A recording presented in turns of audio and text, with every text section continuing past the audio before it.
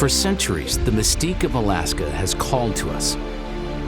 Its wild, unforgiving lands, deliriously high mountain peaks, and miles of ice across expansive glaciers. But that landscape is increasingly unfamiliar. It's changing. In fact, some say it's already changed.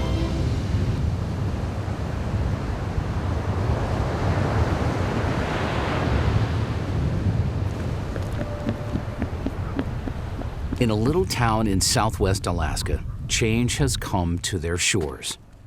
Newtok, a village of about 400 people, is being squeezed. It's too dangerous to stay here. I am scared for my kids. The Ninglick River on one side, the Bering Sea on the other. I mean, there's a lot of anxiety and a lot of stress behind it all, trying to make sure that our people need not worry. How many kids still are living with you over at the house? 7. 7? 7, I think. Wait.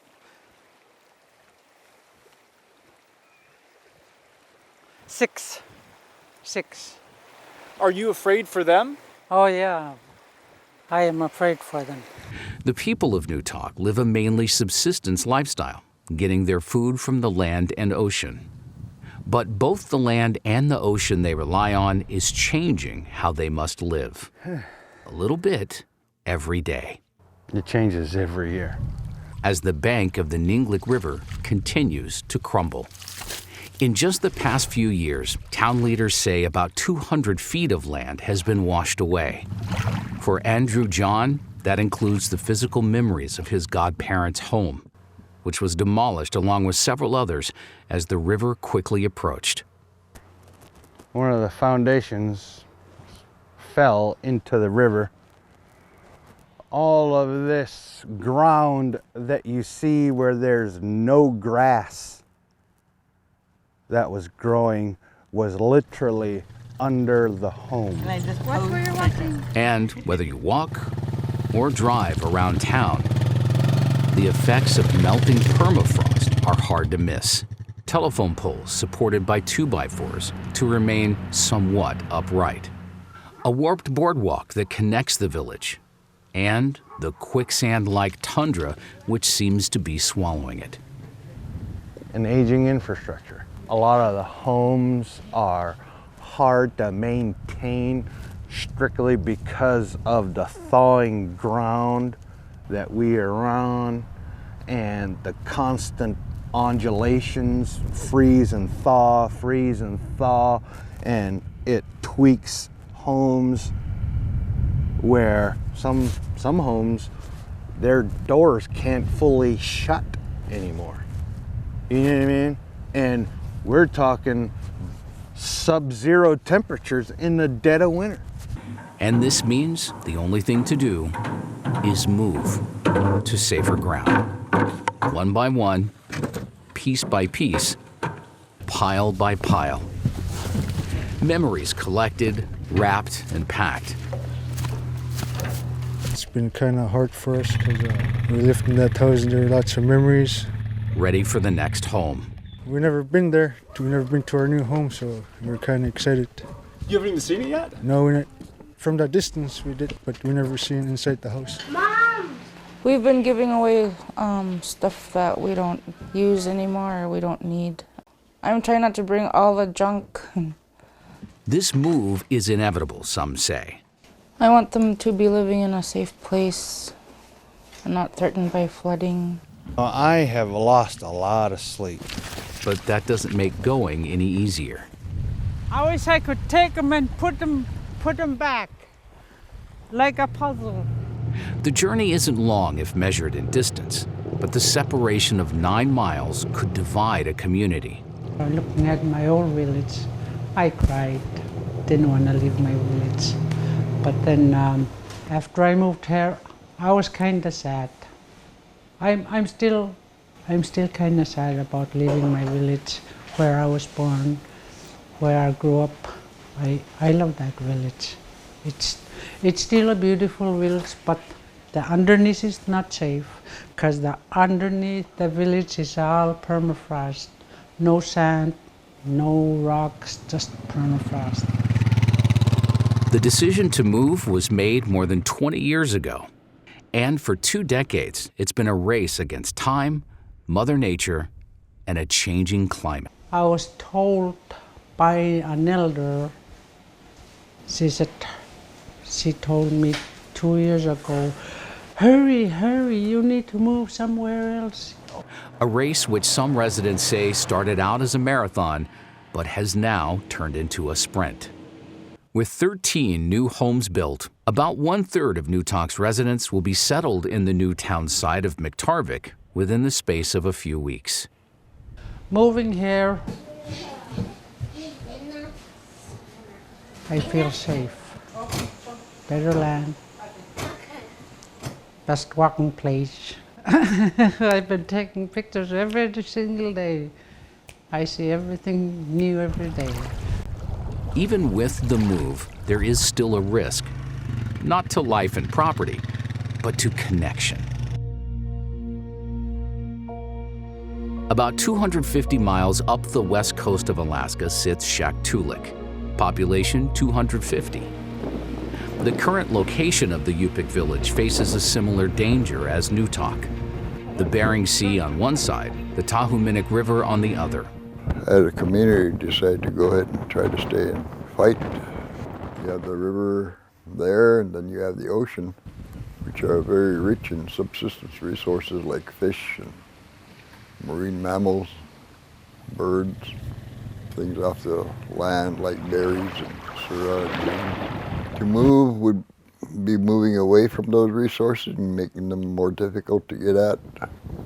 But that doesn't change the fact their land is disappearing. With sea ice forming later and later each year, there is no protection for the fragile soil. Fall storms batter the narrow strip of land.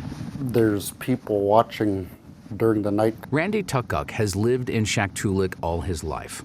The worst part of the storms always be like during the dead of the night, like around 3 o'clock or so. People are watching, but if something real bad happened, we'd really have nowhere to go. Randy wants to stay, but knows with rising ocean waters, even their best defenses might not be enough. I think that rock wall would be a temporary fix for the next few years, but later on down the line, like when our kids and their kids get older, I think this place will be, I don't know, it might be gone. Shaktoolik has moved before. The people of the village moved to this location less than a lifetime ago. The '64 flood was probably one of the ones that woke the village up. And that distance added distance. 3 years' time that it took to move the village, more people become more dependent on themselves rather than dependent on the community. The skeletal remnants of the old town site remain standing. It was different, moving from there to here. And I could see that a lot of changes took place in that move when the town was kind of split and divided for a couple of years, 3 years. It was harder to get together as a community, it seemed like for Thanksgiving. The people of Newtalk are feeling that same strain.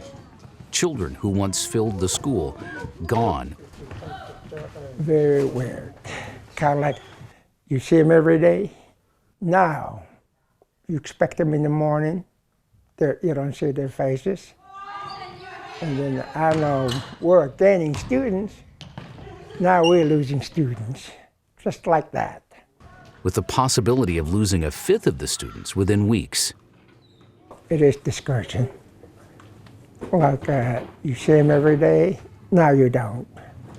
My best friend is going to move soon. Now he's going to be across, and I'm going to be here probably another 2 more years, 2, 3 years average.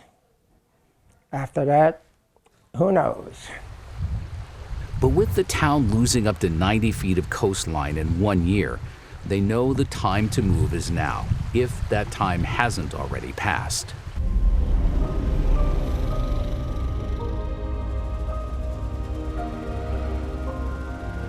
The impact on Alaska's coast to both the people and the land comes, in many ways, from the sea ice, or the fact the ice is now missing for much of the winter.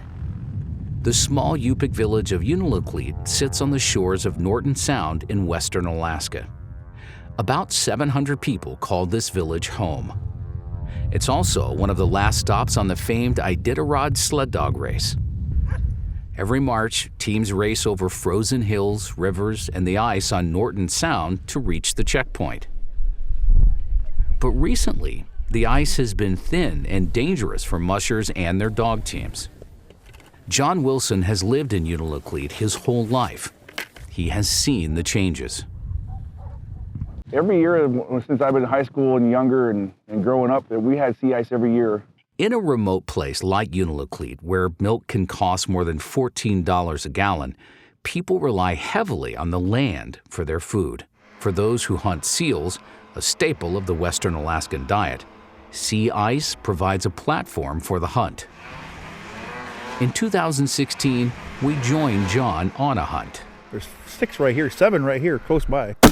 Whenever you can get out here because it's not going to be here for very long once the wind starts changing and tide starts coming up. That day, the ice was only 4 to 5 inches thick, and there were cracks that made it dangerous for the men to walk on. Don't walk on the crack, Blake. I don't know how thick it is.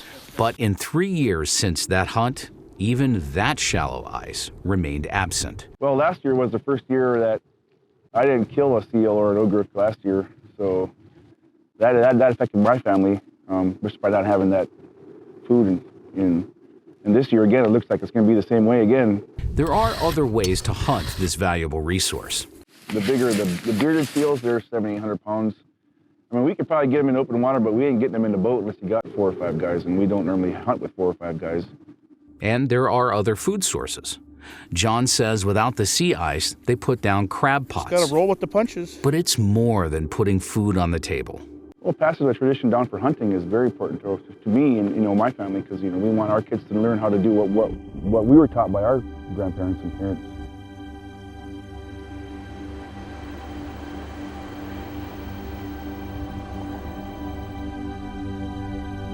In Utqiagvik, Alaska's northernmost community, we're the people of the ice and snow. Those same concerns are echoed. There's no ice, there's hardly any snow. A loss of culture, a change to their way of life. Our culture is just going to disappear. If there's no ice, no whaling and everything, we can't even go out anymore. There's no celebration and nothing at all. Charles Hobson is 76 years old and the president of the Barrow Whaling Captains Association. My whalers are having a hard time trying to get whale because there's no more ice here. The whales are sticking around in Canada where the ice is closer and the ocean is warm, and I don't know what we're going to do for the winter.